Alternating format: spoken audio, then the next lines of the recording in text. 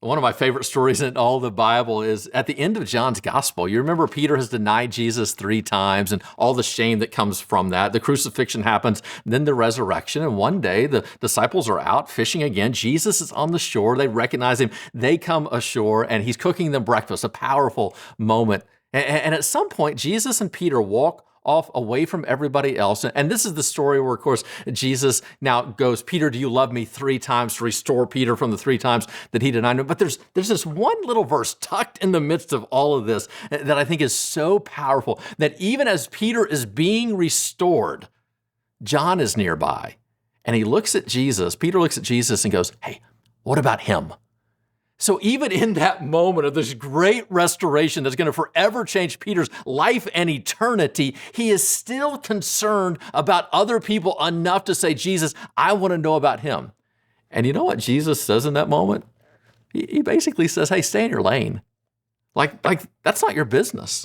He says it right here. If I want him to remain alive until I return, this is John 21:22. If I want him to remain alive until I return, what is that to you? But you must follow me.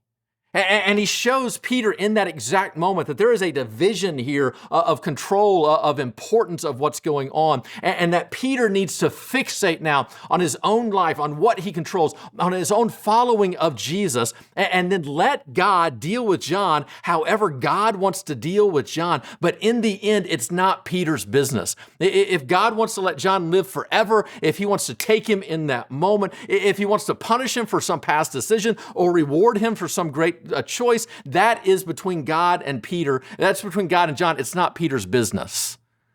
How much time do you and I spend fixated on what God is doing with other people? Unaware of his presence within our own lives, now unaware of God's own call on what we're supposed to be doing. And every second we spend focused on other people is one less second that we are spending focused on ourselves or on God himself. What is it that we're supposed to do? We're supposed to see him and then to live our lives in obedience to him. You must follow me, Jesus said. He's basically saying, Peter, this is so important to you. This is going to be so demanding of you. And as you can already see by the past couple of days, you're going to fail at this so much that there's literally nothing else that you need to fixate on other than the idea of you follow me. And then you trust me in how I'm going to deal and handle with other people. When you and I fixate on other people, worry develops, entitlement develops, judgment develops, and we get so distracted by the things that aren't even our concern. And yet when we will stay in our lane and let God control what God controls, influence other people, no doubt, but to respect the choices that they actually get to make, and we spend every day fixated on what God would have us to do in the moment, we will worry less, love more, and get things done.